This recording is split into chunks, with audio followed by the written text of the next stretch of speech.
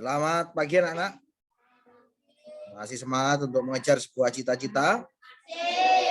Ya, kali ini kita sudah sampai pada pembelajaran ke-5 ya anak-anak. Di pembelajaran 5 ini ada gambarnya siapa? Benny ya. Ya, pernahkah kamu mendengar kisah seorang yang hampir gagal dalam meraih cita-citanya? Simaklah cerita berikut ini lalu ambil nilai-nilai penting di dalamnya. Ayo membaca. Bacalah kisah Bayu dalam meraih cita-citanya di bawah ini dengan saksama. Nah, kita baca ya. Judulnya Meraih Cita Walau Nyaris Putus Asa. Tawariang dan teriakan lantang datang dari pemilik kaki-kaki kecil yang menyepak bola kaki di tanah lapang di sebuah kecamatan bernama Ledu Kombo. Langit mulai berwarna jingga, awan kelam pertanda siang telah berganti malam. Pemilik kaki kecil itu pun kembali ke rumah berkumpul dalam hangatnya keluarga dan sejuknya udara desa. Kini kaki-kaki kecil itu telah menjadi kaki-kaki yang kukuh dan lincah menari di atas rumput hijau stadion besar. Pemilik kaki-kaki kecil itu adalah Bayu Gatra Sanggiawan. Pemuda ini lahir pada tanggal 12 November 1991 di Kecamatan Ledu Kombo, Kabupaten Jember, Jawa Timur. Telah lama ia ingin menjadi pemain sepak bola profesional. Pada tahun 2005, Bayu bergabung dengan tim kebanggaan warga Jember, yaitu Persib Jember. Setiap hari ia berjuang menghabiskan waktu 45 menit untuk menuju tempat latihan dari rumahnya yang jaraknya cukup jauh. Ia rajin berlatih dan menunjukkan prestasi yang gemilang.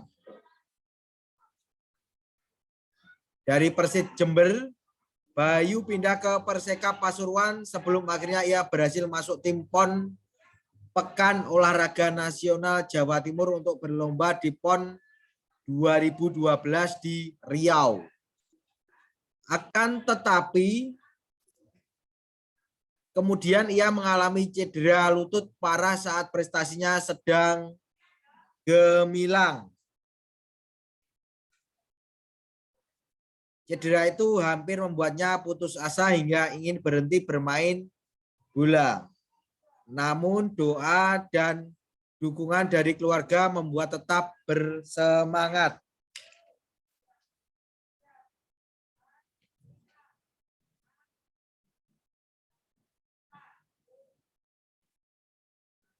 Ia melakukan operasi agar dapat berlari kembali di lapangan rumput.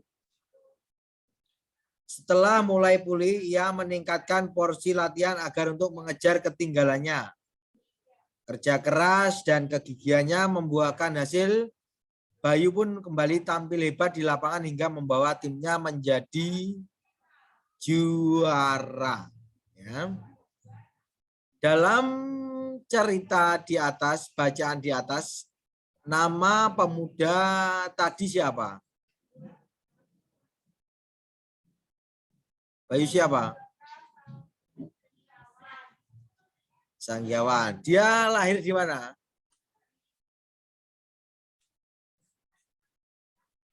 Ledo Ombo ya itu bacanya. Ledo Ombo, Jember, Jawa Timur. Dia pernah nyaris putus asa karena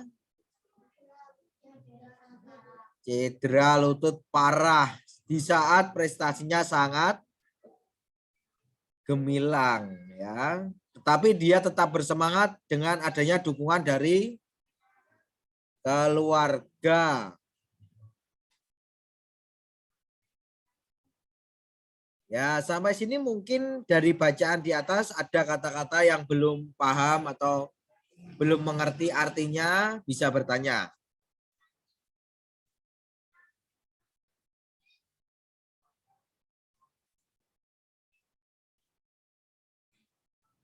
Tidak ada? Jika tidak ada, lengkapi diagram berikut ini berdasarkan bacaan tersebut. Seperti biasa, kita membuat diagram ini, kita jawab ya. Cita-cita Bayu, halangan yang dihadapi, sikap yang dimiliki, usaha yang dilakukan ya. Ada pertanyaan? Jika tidak, kita tandai. Dan apa kesimpulanmu terhadap usaha Bayu untuk meraih cita-citanya? Tuh.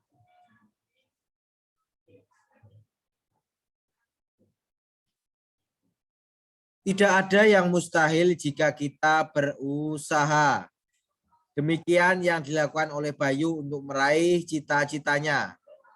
Bagaimana dengan usahamu untuk meraih cita-citamu? Gimana anak-anak? Semangat meraih cita-cita prestasinya? Ya, kalau semangat ya harus rajin belajar dan mendapatkan nilai yang penuh ya. Semangat anak-anak. Ya, semoga sing bunyi semangat wi nilainya bagus. Tak delok anak sing enggak semangat. Gimana, masih semangat? Nah, semuanya semoga mendapat nilai dengan kerja kerasnya ya. Bekerja keras dan pantang menyerah harus dilatih sedini mungkin agar kamu tangguh untuk mencapai mimpi dan cita-citamu ya. Ayo membaca. Kamu telah mengetahui bagaimana menggunakan tekanan dan jeda yang tepat pada saat mendeklamasikan puisi. Selain pelafalan, intonasi, dan tekanan yang tepat, kamu juga harus dapat menunjukkan ekspresi wajah yang sesuai dengan isi puisi. Oleh karenanya, penting bagimu untuk mengetahui makna atau isi puisi. Pada saat mendeklamasikan sebuah puisi, pahamilah isi dan pesan yang ingin disampaikan. Apabila puisimu tentang harapan dan doa, ekspresi wajahmu harus mendukungnya, yaitu berekspresi yang sama saat kamu berdoa. Jika puisimu berkisah tentang harapan, ekspresimu harus menunjukkan mata berbinar dengan pandangan jauh menerawang. Jika puisimu berisi tentang pengalaman sedih, ekspresimu harus menunjukkan kesedihan yang mendalam, seperti saat kamu kehilangan orang terkasih. Kamu dapat melatih perubahan ekspresi wajah dengan menggunakan kaca atau dengan bantuan temanmu. Setelah kamu menghafalkan puisi, kamu dapat menjiwai puisi dengan menempatkan dirimu sebagai bagian dari isi puisi tersebut. Yang kita bahas ini tentang ekspresi wajah. Jika sedih, wajah kita juga ikut bersedih. Kalau harapan, mata kira kita harus berbinar atau menerawang ke depan ya. Seperti kita harus menjiwai isi puisi tersebut ya. Ada yang sudah kirim puisi?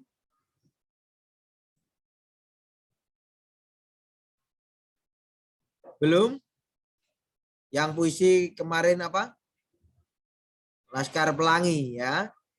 Kita berdiri di syuting seperti kita nari wilayah syuting gini. kamu membaca puisi ya. Bukunya ya gak usah dibawa no. Dan kita harus bisa menjiwai ekspresi ya. Atau kamu memang belum hafal, misal ini kameranya, ini bukunya madep ini. Nah. Tuh ya. Saya juga harus menilai ekspresi wajahnya, penekanan, tanda jedanya ya. Agar nanti hasilnya bagus. Berarti yang kemarin yang sudah kirim itu teman kita. Hanya satu kemarin ya. Tuh ya. Saya tunggu nanti bisa ya. Puisinya tentang ya. Kemarin juga ada yang kirim. Yang ngirim itu yang di syuting apanya? Di video itu bukunya, bukan dia ya. Ada ya. Tapi sudah saya ingatkan di saat kita membaca melafalkan itu di video bentuknya miring ya. Bisa dimengerti? Sudah punya nomornya Pak Edo ya semua? Ada yang nggak punya? Kemudian lanjutnya, ayo. Nomornya saya belum tahu. Belum. Nanti di grup ada nomor saya ya. Punya toh? Ya. Ayo berlatih. Lihatlah kembali puisi-puisi yang ada di pembelajaran ini. Kamu juga dapat mencari beberapa puisi yang telah kamu buat sebelumnya. Golongkan puisi-puisi tersebut termasuk ke dalam puisi sedih, riang, atau puisi yang penuh pengharapan. Pilihlah satu puisi yang kamu paling sukai. Pahamilah isi puisi tersebut, lalu mulailah berlatih ekspresi wajah sambil mendeklamasikannya. Wow, gini anak-anak. Berarti kamu memilih salah satu puisi yang menurut kamu senang, aku suka baca ini, puisi ini. Ya, pada pembelajaran sebelum-sebelumnya ya, tugasnya. Ya, bisa dimengerti? Berarti membaca puisinya di video itu sesuai puisi pembelajaran di halaman sebelum-sebelumnya ya. Kamu suka yang mana ya? Tuh, ekspresinya juga begitu ya. Kemudian masuk, ayo mengamati.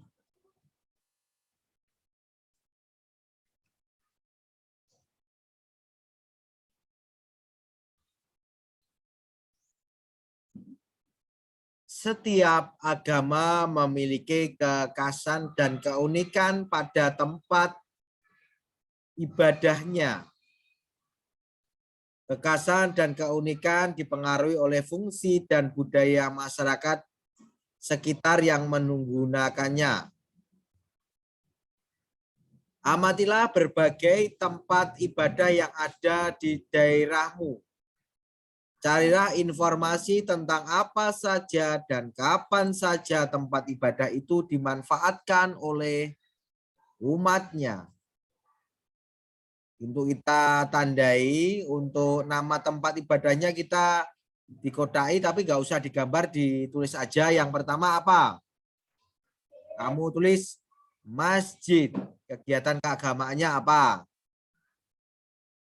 Ya, masjid dibuat misal untuk sholat 5 waktu, untuk mengaji, ya seperti itu. Kemudian gambar yang kedua apa? Ya, kegiatan keagamaannya apa? Kemudian nama, kegiatan keagamaannya apa? Kemudian selanjutnya urak, kegiatan keagamaannya apa gitu. Kemudian benteng juga begitu ya. Kemudian serta tuliskan kesimpulan di bawah ini.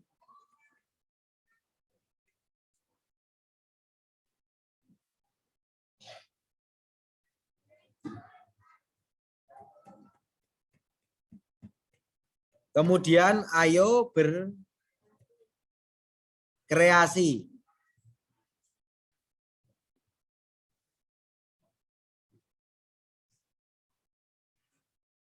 Ingatkah kamu tentang rumah-rumah ibadah di Indonesia?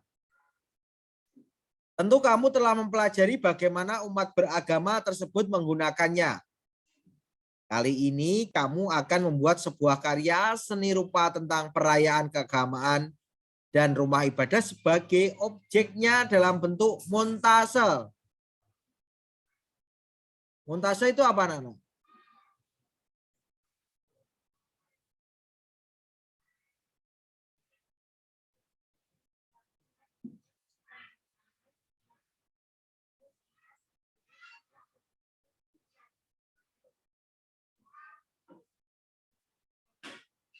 Ya, montase merupakan karya seni yang dibuat dari berbagai foto atau gambar yang digabungkan dengan gambar tangan. Gambar-gambar tersebut bisa terdiri atas berbagai macam gambar yang berasal dari foto, majalah, atau bahan lainnya. Gambar-gambar itu diatur sedemikian rupa sehingga membuat gambar baru yang mencapai makna. Alat dan bahan yang diperlukan sebagai berikut. Kertas gambar. Gambar-gambar yang sudah ada, termasuk gambar rumah ibadah. Lem kertas, gunting, alat gambar, pensil, spidol, pensil warna. Cara kerja, pertama, potong atau guntinglah gambar-gambar yang telah disediakan mengikuti bentuknya. Kedua, tempel gambar-gambar tersebut pada kertas gambar dengan menggunakan lem kertas. Gambar tersebut disusun sesuai cerita yang kita inginkan. Terakhir, sempurnakan karya montase dengan menambahkan gambar tangan. Ya.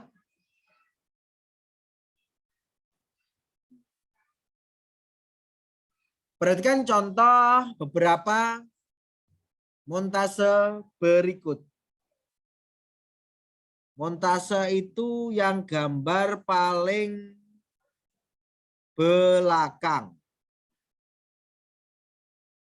Yang sebelah utara sendiri. Dan apa yang ini?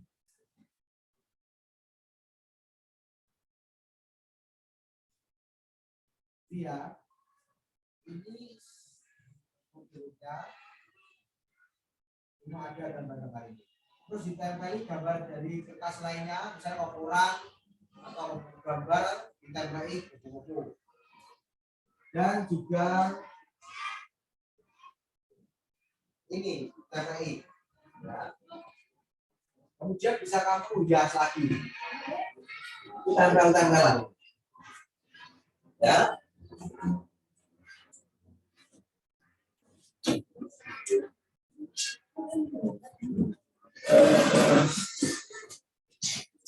Berarti kamu harus menyiapkan apa? Tadi?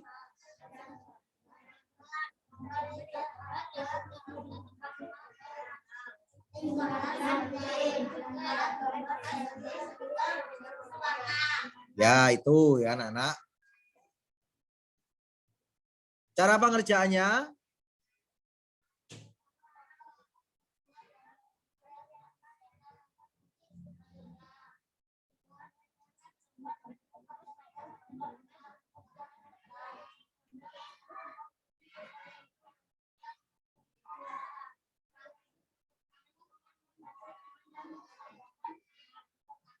Ya, itu. Berarti kamu menyiapkan majalah atau koran atau gambar ya pokoknya. Kok buku iki, kok iki, kamu gabungkan gambarnya menjadi sebuah gambar, terus kemudian bisa dihiasi tambahan tulisan tangan atau gambar-gambar pensil terus di warna krayon gitu. Ya, bisa dimengerti? Nanti kamu bisa melihat contoh-contoh yang sudah ada di di media informasi yang lainnya ya.